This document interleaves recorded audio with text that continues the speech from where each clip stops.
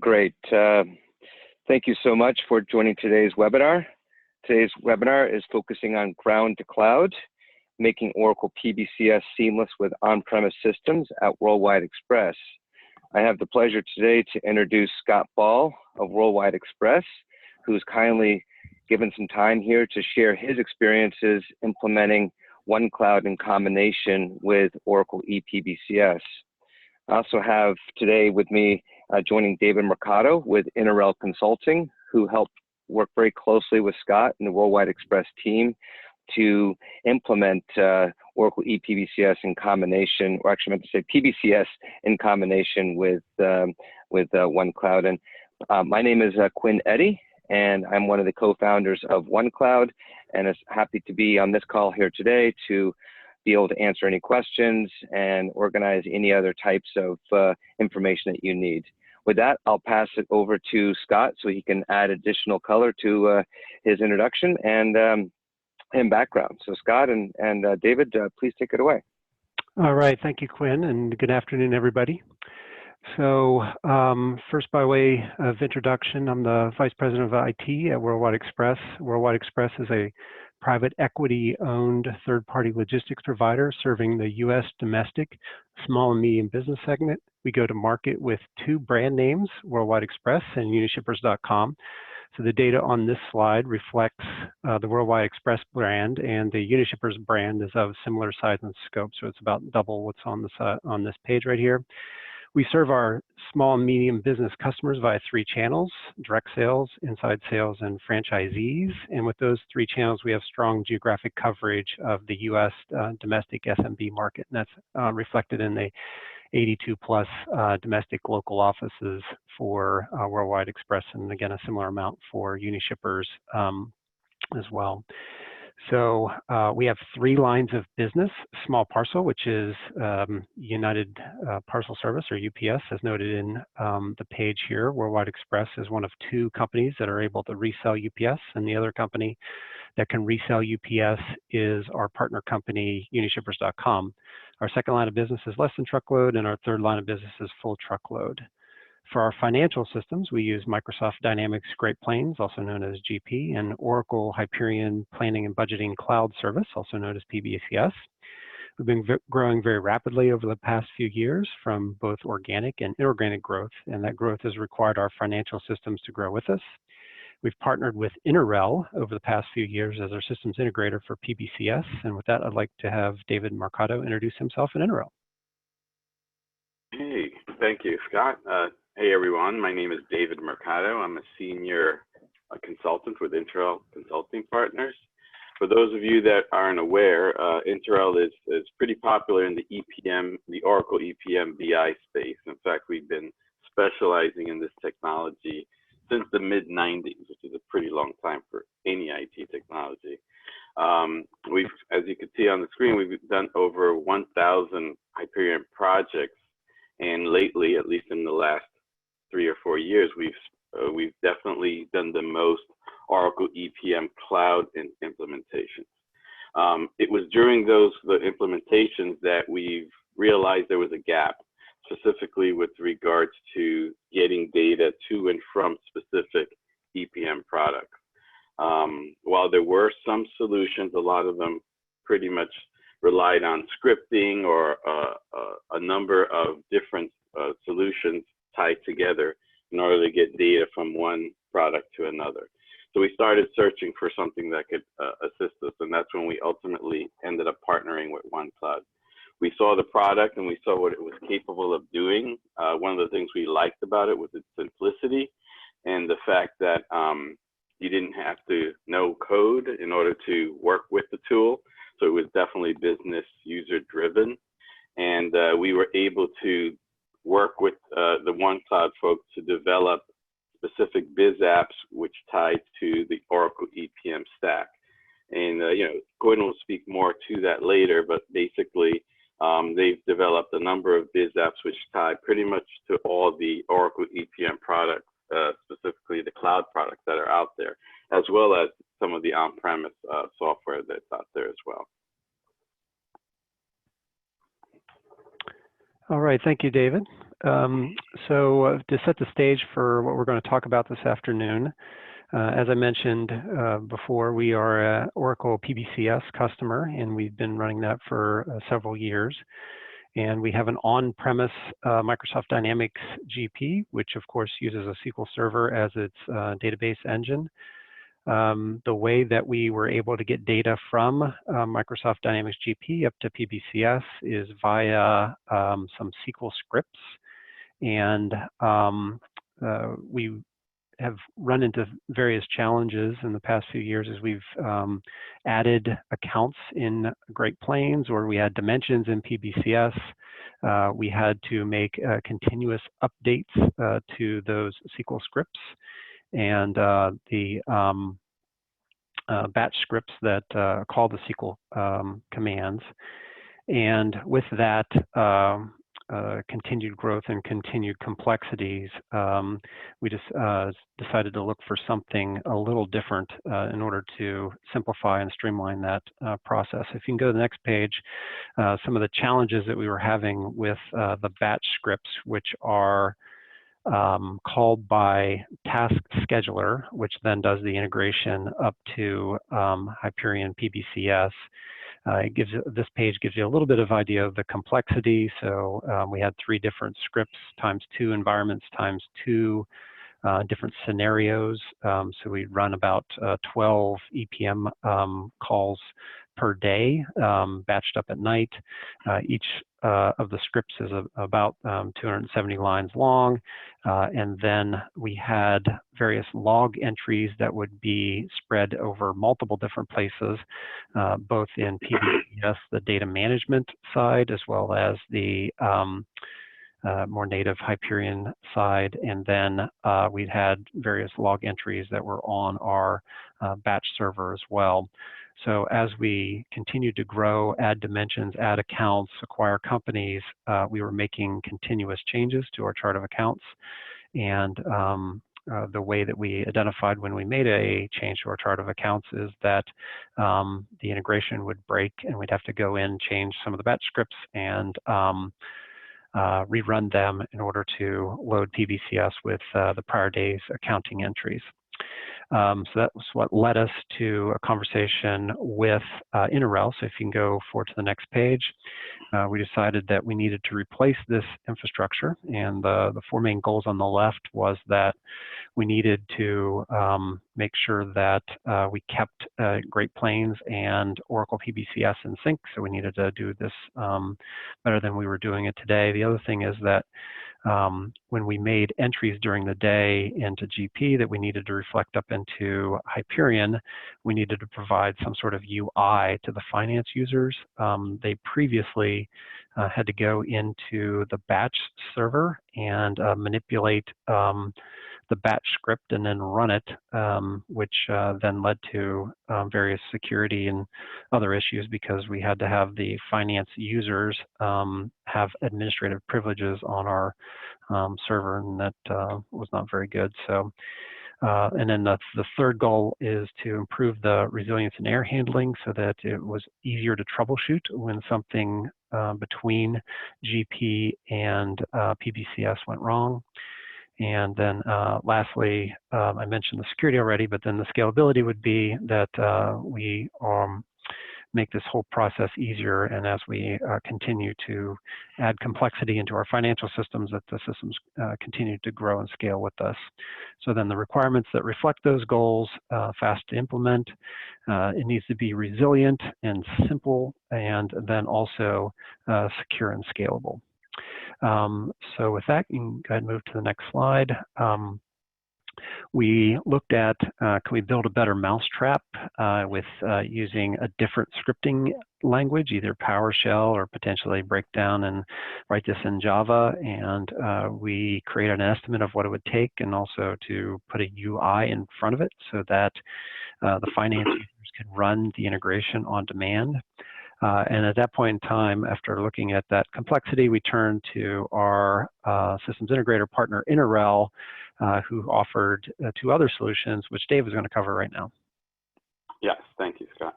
So we had already been on site with Worldwide Express working with a number of their PBCS solutions. And when Scott presented us with their issue here, there were definitely two possible, we saw two possible solutions. One was FDME. Keep in mind that their PBCS solution already had data management as part of the upload of data. Data management, for those that don't know, it's kind of like an FDME Lite. It's the cloud version of FDME. So they were already utilizing that to get their data in there. So one option was to load the full version of FDME on an on-prem server, which would require, obviously, some FDME resource to come in and basically customize the solution to get data out of Great Plains and then bring it into PBCS. The other solution we thought of was OneCloud. At that point, we had already partnered with OneCloud and we had already developed a number of the biz apps that tie into PBCS. So the consultant we had on the ground thought of this as a possible solution for, especially because she knew about it. So we looked into it and we realized it's a perfect match for OneCloud. The reason being is we definitely didn't have a long, Scott gave us a very particular time frame to implement the solution. And we realized that with the time frame given, we wouldn't be able to implement an FDME solution. Not to mention FDME requires licensing and you have to get a server for it, a database, there's other things involved than just as opposed to having a cloud solution. So we looked at OneCloud as the solution. We immediately got a call together with Scott and his team to understand the requirements a little better. Once we started talking to them, that's when we decided OneCloud would be the best solution. And these are the reasons why listed right here. There's an ongoing cost, and OneCloud was a clear winner as far as the cost is concerned versus FDME. OneCloud was fully implemented, tested, and in production in 10 days from the time we started working on it to actually getting the results they wanted. Actually, to be honest, the first chain was probably created before the 10th day. But one of the things that you noticed before was there were three major scripts that they were running in order to get the data from one place to the other. As a result of us implementing this as fast as we did, I believe, Scott, you guys, the team added about double or triple the amount of chains that we produced just because they knew that it could turn them over so quickly. So before, I believe there was one scenario or one business unit that you particularly did this for in ePBCS, and then we expanded that to multiple scenarios or business units, just because they were so quick. Once you created a certain amount of them, it was just a matter of duplicating them and modifying the SQL query. That's correct, David. I'll talk to that in a second when we go over some of the productivity gains. Yep. We also had out-of-the-box integration. That's one of the key selling points of OneCloud. You don't have to create custom code for many of the technologies that are out there. I think at last count, Quinn, I think you guys have like 70 biz apps or something like that. Just north of 50, yes. Okay. So there's that, it's very rare that you're going to run into a technology that they don't already have a biz app for as far as source and targets. And if there is a technology that you need to get development on, Quinn and his team are pretty good at getting those done fairly quickly. As opposed to, with the on-prem solution of FDME, again, that would require a server, a dedicated server. It would require a dedicated database for FDME, and we would also have to incorporate shared services because FDME doesn't run on its own. It would have its own security. It would have its own, login process, and it also would result in users having to get access to that server whenever they want to do specific things. as opposed to having a cloud solution, which they can access from anywhere. And then there's the data security. There's no data is stored in one, because it's a cloud solution, the data just kind of moves from one place to the other. It doesn't actually ever get stored in OneCloud. And during that process, the data is masked and encrypted. So all the requirements were met, right? Fast to implement, easy to use, saves time on production support. Keep in mind, one of the main reasons why people turn to OneCloud is the go forward solution, right? While you could script anything, right? Any solution could be scripted. The problem is once you've scripted it, who's going to maintain that script? Who's going to if that person who created this script leaves the company, who's now going to go back and try to figure out what that person created in those scripts? I don't know about you. Many times I've had to go after someone has left and try to figure out what they created via scripts, and it's never a fun process because oftentimes documentation is lacking and you have to kind of work your way through each line of code to try to understand, or kind of in some cases you have to reverse engineer the scripting just to try to understand what their intentions were when they created these scripts. This takes all that away from you because it's so easy to use. For anybody that goes into OneCloud, you'll immediately understand what each command does and why it was set up. It's also resilient integration, reduced complexity, and secure, scalable, and expandable. Like I mentioned before, because it was so easy to implement, we immediately created like triple the amount of change that we originally were set to do when we started the project, just because it was so quick to create. In addition to that, what most people find, and I believe Kevin from the Worldwide Express team found this out, is that there are many other reasons to use OneCloud outside of what you originally thought you were going to use it for. Because it is an automation tool and it could be used with almost any other technology out there, people find various uses for the product. And it's all under the same licensing. So let me go next. Solution state. So because we had a very short timeline, we definitely didn't want to reinvent the wheel. We saw that Scott and his team had put some decent work into the scripts that they did develop. Obviously, on the PBCS side, they already had data management load rules that were set up. So from our end, we basically our goal was to cut out the scripting, right? Cut out the stuff that needs to be maintained going forward. If someone was to leave the company, will you guys be able to manage this? Will anybody be able to pick this up? So our goal was to basically get rid of the scripting piece, but try to leverage whatever was in place that would minimize our implementation time. So that's kind of the approach we took. I mean, we could have, if it was, depending on the customer and the project, we always go through a requirements gathering phase. And when we do that, we decide, is it worth it to leverage what they have, or does it make more sense to build it from scratch and start from the beginning? In this case, because they did some good work on the scripting, we were able to leverage some of that script, a very small piece of it, but some of it, so that we wouldn't have to rebuild that. And then we were able to leverage the data management load rules. So as you can see from here, basically we extract data from the SQL.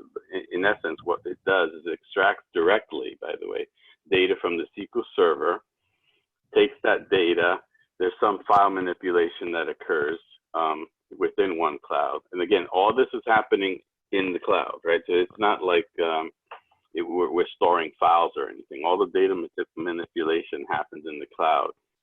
Gets uploaded to PBCS, where data management then executes the load rule. There's also a business rule that runs, and then it loads it right into Oracle PBCS. When I show you like a demo of the chain, I'll give you more detail as to how it works. But basically, it was pretty easy to leverage some of the stuff that they already had, because OneCloud gives you that ability. It gives you the ability to leverage what they have, or if you wanted to, you could build stuff from scratch. It's up to you and how much time you have. OneCloud scheduler, variables, web-based development environment. So the scheduling was another thing that we had that we got rid of, right? So before they were using Windows Task Scheduler. We got rid of that, and now we're using OneCloud scheduling. And included in that is all the variables and other things that are incorporated in that environment. We also created runtime prompts in the chain so that they can manually run some of the processes that, whereas before, whenever they had to rerun these processes, as Scott was saying before, they would have to go in and modify the script in order to accommodate whatever reason they were rerunning that script for at that time. And now we've created these manual processes where they get runtime prompts where if they want to run the load manually, they just have to answer a few questions and it takes off on its own. There's no manipulation of scripts on their end. We also have some robust reporting and error handling built into the chain so that when they run into issues, and it happens fairly, it's not uncommon for you to try to load data and there's an issue on the PBCS side. What it does is it reports back to the, and Scott told me who he wanted to get the emails. Basically reports back with specific lines of code where it fails and what data element is missing so that they can fix it. They don't have to go into the log files or anything like that. It's all in the email itself. And again, as Scott said before, there were definitely log files all over the place before. Now, if everything that you need to know about what went wrong is incorporated in that OneCloud chain. And one of the things we did is they ran the system in parallel for several months to ensure that OneCloud was doing exactly what their other process was doing, and just to verify that the numbers tied out exactly the same. And I guess Scott could talk to that more later. And now Scott will talk about these games. Okay, thanks, David. So as been mentioned, we were spending a lot of time when a dimension would fail as part of the data management rules. We would get a notification via email that the batch script would send out that something failed, but then it would be a forensic deep dive in order to look at the various log sources to see what happened. Within OneCloud, we can figure out where something failed relatively quickly, and we can then troubleshoot it way faster than we had when we had at least 3 different sources of logs that we had to go in and troubleshoot. David mentioned that we were able to extend our PBCS application, so we added additional dimensionality. We added additional transactions into PBCS so that we could do a drill down into more GL detail. And we built on all of the constructs that were already there. We added the 3 additional dimensions, and we created the new extended application all within the same time frame that I gave interRel and David in order to stand up the original environment. And with that, now we actually have some self-automation of adding elements to dimensions now in Hyperion, where you're using flat or well understood hierarchies. You can insert those new elements, say a new account, relatively quickly and easily. Where you have to have some human interaction in order to figure out how to land it in the PBCS hierarchy appropriately, we still are doing that in a manual fashion, but we were able to automate other things besides just the data upload. Now with the new self-service tools, the finance team can go in and use a user interface, and they can do a selection from various drop-downs to figure out what they do need to reload during the day, or instead of waiting until the end of the day in order to rerun the integration. And we've integrated OneCloud with Azure Active Directory, which is our single sign-on provider. And so now all of the finance users just use their single sign-on credentials in order to log into OneCloud, and they have the right permissions and not incremental permissions, and thus they can run the ad hoc runtime prompt loads as needed. And then on the improved quality and security, we've already hit on a couple of times the monitoring improvement and really the troubleshooting improvement. So you can pinpoint where something failed relatively quickly, go in, and if you needed to make any adjustments on, most of the time it's on the PBCS side, either adding an account or something like that. You can go in, figure that out, add that additional element in PBCS, and then rerun the chains as needed, and it's way faster than it was before, manipulating the batch script and parsing all of the different logs to figure out where something failed. And then ultimately, this has improved our security, as I mentioned before, because the finance users using their single sign-on and logging into an application versus having to do a remote desktop to get into a server, manipulate a batch script, run something as administrator in order to re-kick off something that is run by the task scheduler.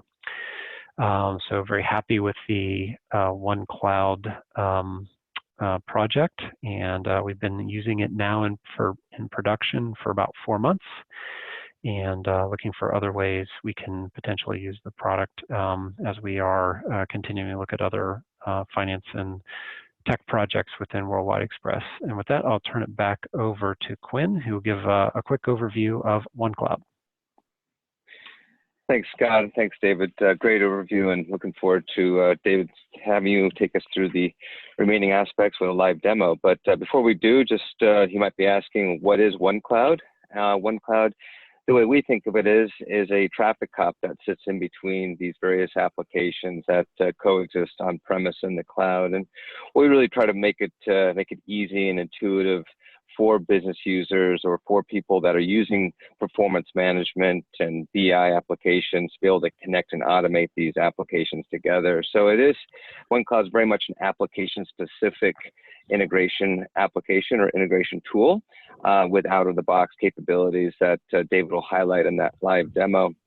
So another thing that was brought up during the discussion or the solution set that David highlighted was the ability to, for example, collect end user input. So we often refer to that as human integration workflow. So allowing end users to provide input or approve things or do even file uploads as a part of your integration chain really brings together a cohesive collection of steps that might be automated. It might be running integration or doing an upload or a download or running a translation, just different types of operations so that you have a true end-to-end capabilities across applications, again, regardless of being on-premise or in the cloud. So with that, I'll turn it back to David. I think you're going to take us through just a brief demo of the live solution that you did at Worldwide Express. Yes. Let me just jump to my OneCloud because you guys see my screen. Yep. Okay, great. So I'm not going to go into like all the specifics about how I logged in and everything. It's basically a website. You go to app.onecloud.io. It's a login and a username, password. If you've tied this into your if you did SSO with your federation server on your company's federation server, then basically you would just, if you clicked on a specific link, it would take you right. If you're already logged into the network, it'll take you right into OneCloud and authenticate you automatically. In my case, I log in every time I go into OneCloud. Now, this is not the Worldwide Express site. This is what we call a workspace, and I created a chain that simulates kind of what we did for Worldwide Express without all the bells and whistles, but it gives you an idea of how it works. So initially, you could create these chains, these commands very simply. and you could box them into any category you want. I typically create these command boxes based on how my brain works. So it's like kind of logically broken into certain sections. So right now, in the first step here, what we did, this is where we leveraged some of the scripting they already had in place. So one of the first things their script did, I mean, I think Quinn said it was over 200 lines, is that it generated variables for like current month, previous month, previous month. So we thought, David, yes. David, one quick question. Can you zoom in a little bit? It's hard to see. Sure. Thank you. Tell me if this looks any better. Maybe a little more. Is that better? Yeah. Yes, it is. Thank you. Okay, great. Yeah, so this section where it says generate variables, that was a script that they had. So we basically just took those lines that generate that variable and utilized it within the OneCloud. So basically it runs the script and generates the variables.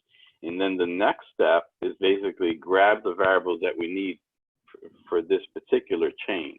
So let's say, for example, if this chain was running for current month, it would grab current month, current year, and I think there's like another variable it grabbed, I forget what it was.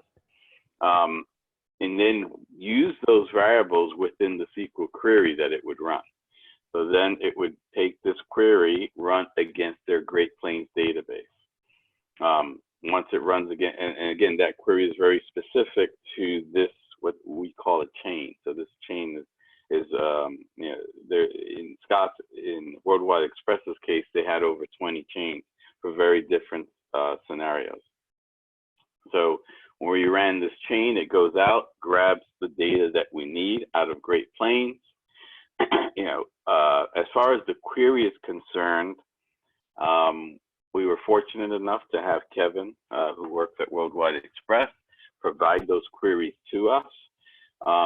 With other clients, you know, sometimes clients don't have direct access to the systems, or they don't know what query they need to run what, but let's say they have a report that they get on a monthly basis.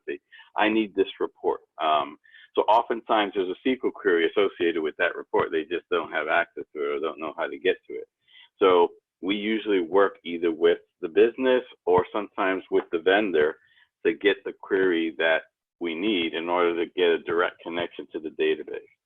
Obviously, we could have opted to grab a file, you know, have a file get dumped to a location and do it that way.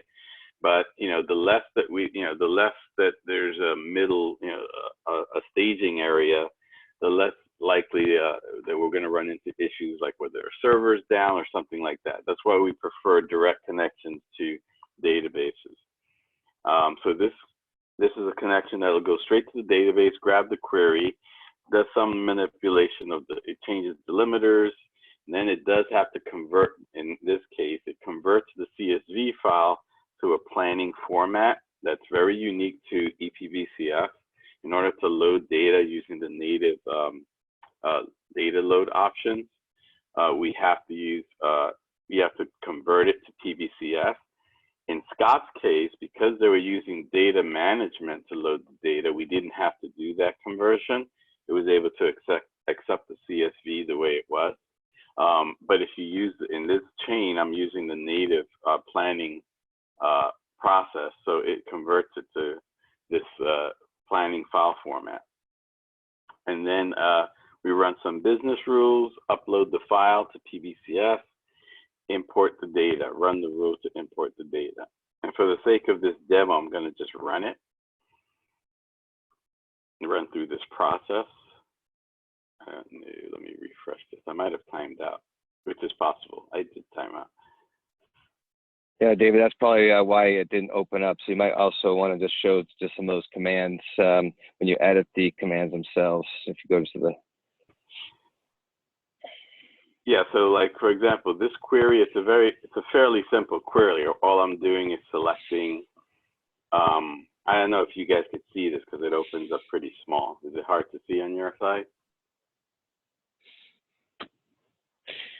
try. It might be better just to zoom that up a bit. Yeah, that's better. Okay. But basically, this is just simple. I mean, you can get really complex. I mean, I have queries that are, you know, like almost paragraphs long in terms of complexity. In this case, it's a very simple query. You know, replacing delimiters are, you know, all it does is to replace this simple thing. I could convert this. Actually, the conversion, I use another query to do it, but they actually have a, OneCloud has a actual command that does this conversion. I use the query just so I could show that you can use more complex SQL queries to do things. I also do a preview of the file. That's just my own personal thing. I like to see the file before to see what it looks like, or if there's any issues, it gives me an opportunity to see the results of the file to make sure there wasn't anything wrong with the file. Then I run a business rule, upload the file, and then import the data. So let me go through that process. And as you see, you know, it's a fairly quick process. The longest time it takes is when it actually uploads the file to PBCS for obvious reasons. It's leaving one area and getting uploaded to Oracle Cloud. And then the actual importing of the data. That's actually a job that runs within the EPM Cloud. And if I attach to ePBCS and click on jobs, you will actually see that there was a job that was launched. So there's, you know, if you wanted to look at it from that angle, you could as well.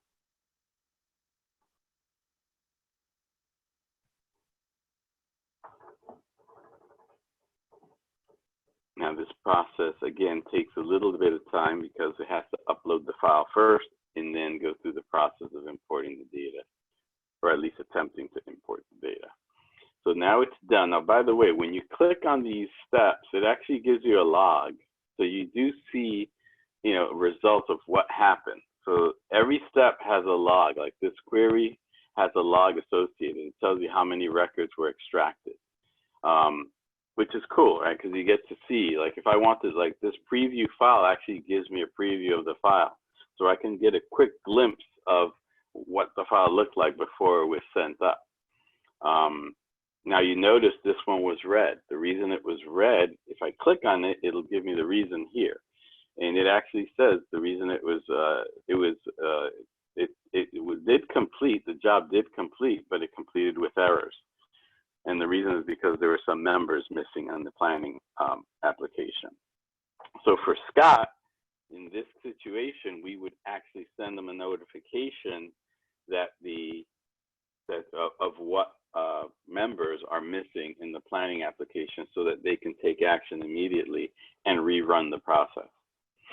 And one of the things you'll see is that you're able to monitor anything, you know, as far as you can monitor anything that runs here, anything that's scheduled, you could see it here on the schedule. I mean, I won't go into all these details because it's not really like a OneCloud demo per se, but you know, these are all my chains and these are chains I set up for demos and things like that. But basically the one we just ran is right here.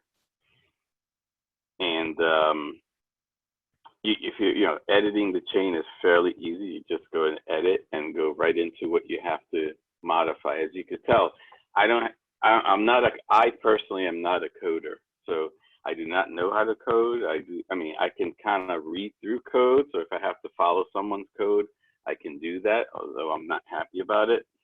And this tool makes what typically is a multi-week project turn into like maybe 2 days, especially if you have to custom code things. I mean, one of the biggest challenges many people have is being able to import data into Oracle's OAC product, analytics product, and FDME doesn't have a native connection to it. So they're often, you know, the solutions are usually a combination of EPM Automate or S-based command line tools, Maxell commands, and things like that.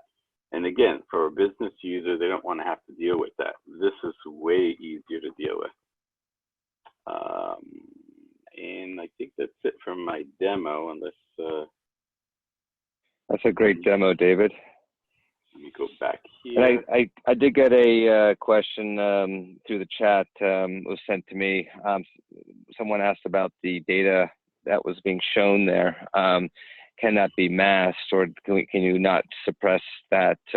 David mentioned that he likes to show that data, but oftentimes you can also override that and actually mask that output as well. So from a security standpoint, that can really help eliminate any type of concerns. You can see that some data was extracted, but you can of course obfuscate that or mask that so it's not actually visible to the end user. Right, and keep in mind, for the purpose of that chain, I added a step to see the data. Typically, I wouldn't do that like on a normal, like for Scott's chains, I don't have a step where I actually say, let me see the data. It just goes through the process. I mean, seeing the data is definitely not something that's there by default. It's usually an option that the person developing the chain chooses to do, just maybe it helps them develop the chain easier, but something you shouldn't do for production. And we did get another question, David, if maybe you could just open up that chain and just show the outputs from one command to the next. So for example, the SQL query that you executed, how that actually gets loaded, or maybe actually show the PBCS command. So taking the converted data that you upload, just show how that output is leveraged inside that upload PBCS. Right. So, so unlike, let's say, another, like if you were scripting, right?